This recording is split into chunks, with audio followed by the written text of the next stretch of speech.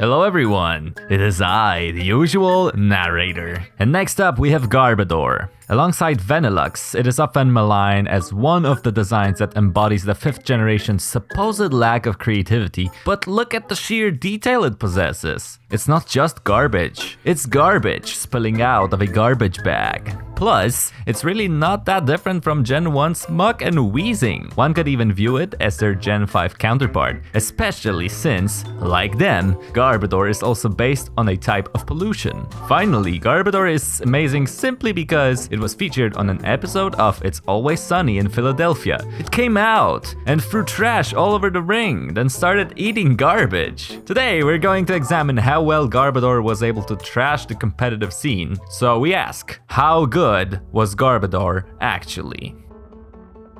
And in this video, we will be going over these competitive formats.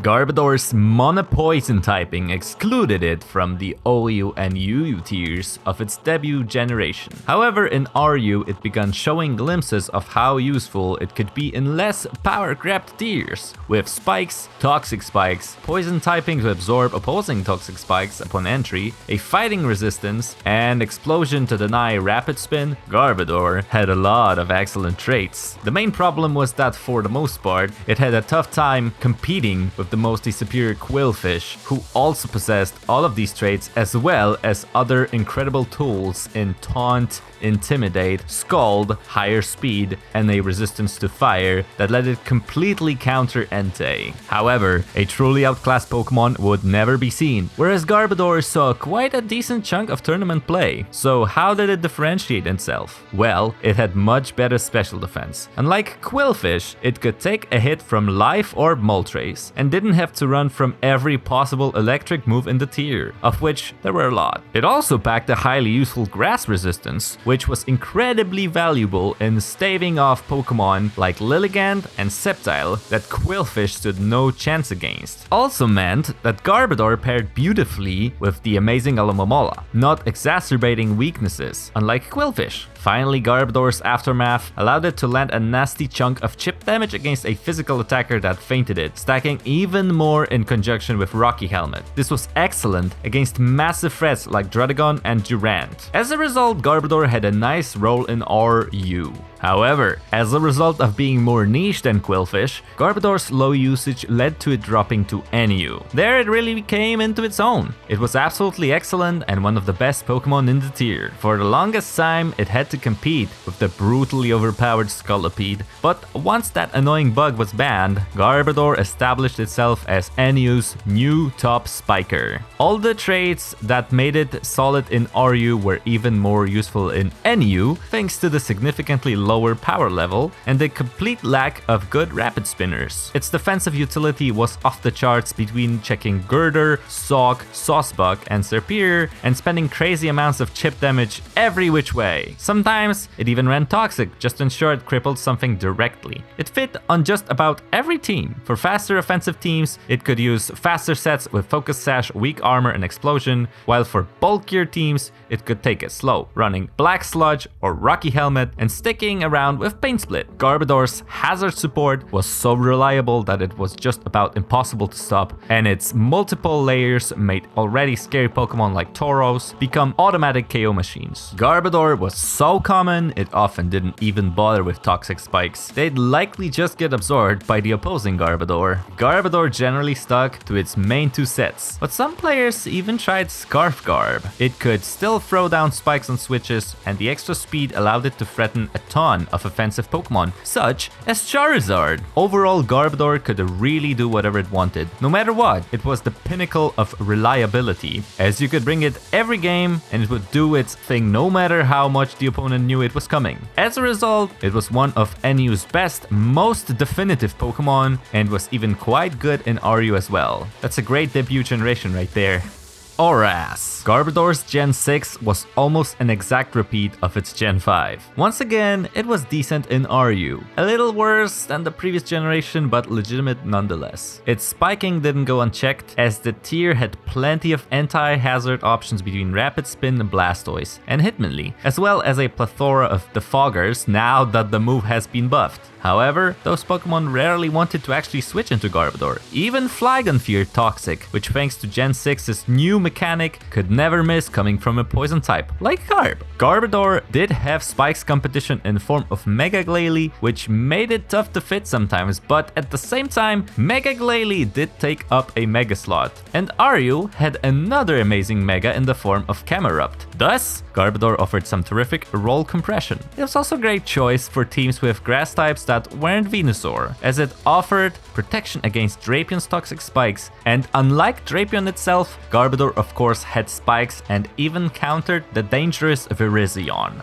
Thus, Garb's blend of utility allowed for some great flexibility in taking on the metagame's array of options and slotted on some solid teams. It was a little specific to be a true RU Pokemon, but it had a nice niche in the tier nonetheless. Of course, this specificity led to lower usage, which of course led to another NU placement, but that was just fine. So once again, Garbodor took its place as one of the tier's most elite Pokemon. It checked an absolute ton of powerful common threats, including, but not limited to, Scyther, Lilligant, and Hariyama, while throwing down spikes as usual, made even better by the fact that it set up all over the common Rapid Spin Hitmonchan and punished it with Rocky Helmet for spinning it all. But wait, you might say, doesn't Xatu rule Gen 6 NU? How did Garbodor ever get spikes down with Xatu out of the picture? Well, Pursuit support was one way, but Garbodor didn't really need its teammates' help to get past Xatu. Its mighty Gong Shot would do the trick just fine. The 30% poison chance would utterly ruin Xatu, and even without investment, the move's high base power, coming off Garbodor's strong natural attack stat, meant it was still doing a lot of damage. And that was just from defensive sets too. Garbodor sometimes went offensive, running attack EVs and Toxic Plate or even Life Orb as its item, which completely wiped the floor with the Totem Bird. That was far from the only benefit of offensive Garbodor too. It could lure tons of other would-be checks, such as Rhydon and Claydol, with Seed Bomb, and was generally difficult to switch into in its own right, adding another dimension to its play besides just spikes. Though, of course, its spikes were as excellent as ever. For the second generation in a row, Garbodor established itself as one of the best, most important and defining Pokemon in NU.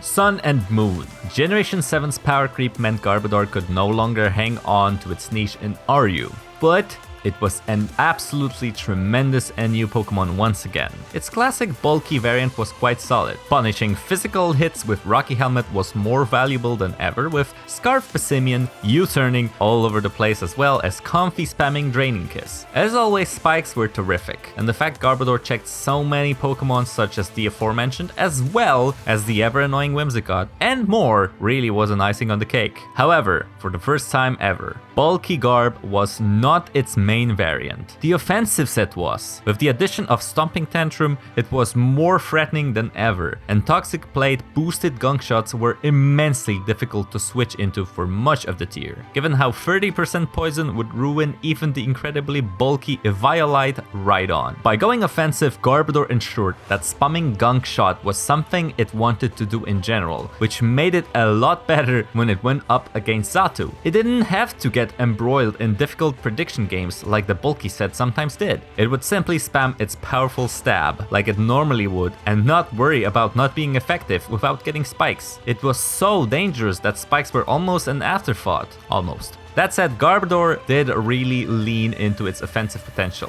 It sometimes even ran Poisonium Z, which allowed it to unleash a brutal acid downpour that absolutely ripped through neutral targets, namely Slowking. Overall, Garbodor racked up its third consecutive generation as one of the very best Pokemon in NU. For this multi-generational achievement, it earned the right to be considered one of the most definitive NU Pokemon of all time, right up there with the likes of Charizard and Tauros. Gen 8 has been a strange ride for Garbodor so far. It did receive a Gigantamax form, the only 5th generation Pokemon to do so, but it was overshadowed by all the other Gigantamax and Dynamax abusers and received no usage before Dynamax as a whole was banned. As for regular Garb, the addition of heavy duty boots was a major hit to the spikes that defined so much of its niche. However, once again, Garb proved itself to be more than just a spiker. Early in the NU tier's existence, instance, nasty plot Toxicroak was incredibly dominant and counters were sparse. What could be done to contain it? Why, none other than specifically defensive Garbodor with Psychic. This became its new standard set, and it held the tier together against Toxicroak. That wasn't the only thing it was good for though. Garb's main problem this generation was not just boots, but having to compete with the excellent Weezing, who had the same solid defensive typing but also had an Earthquake immunity instead of a weakness, thanks to Levitate. With Psychic, Garb smacked Weezing around, allowing it to come in and absorb Wheez's toxic spikes. Something Wheeze itself couldn't do, and Psychic was of course great for opposing Garbodor. Sadly,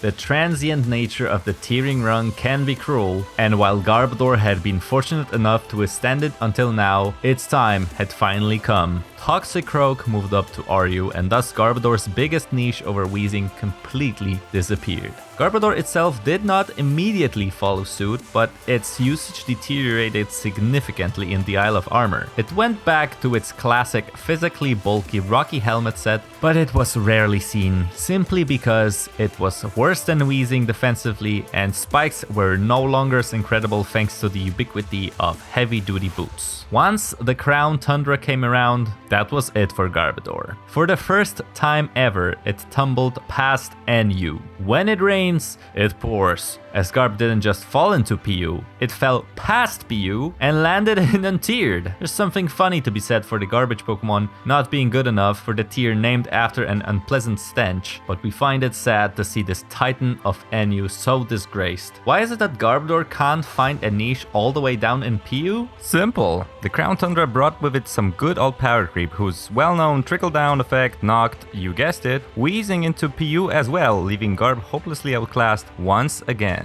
Hopefully, Garbodor gets some cool moves later in Generation 8 because we hate to see it so completely outclassed like this. So how good was Garbodor actually? One could say it trashed NU. It's one of the best and most definitive Pokemon the tier has seen over the course of multiple generations. It also had a couple of stints in RU proving an offbeat but effective choice, but NU was where it made its claim to fame. Even when heavy-duty boots upended its entire way of life in Generation 8, it still found itself a niche in the tier, reminding everyone that it wasn't just a hazard machine. It had some terrific defensive properties as well. Sadly, that didn't last, and it had a hard fall from grace. However, nothing can take away Garbodor's past achievements, slamming the NU tier over the head with its spikes, toxic spikes, and trash can. Thanks for watching, everyone. It was I, your usual narrator. And if you like Garbodor, I heard there is a channel on YouTube called The Garbodors. Maybe he's not an expert of NU, but you can see some trash plays, some fun plays, and yeah, it's really true. It's trash can, not trash cannot. So yeah, I'd really go check him out. Garbodor, we just proved it's pretty good. I'll just shut up now and let the outro do its thing. So bye guys, thanks for watching, and yeah, enjoy.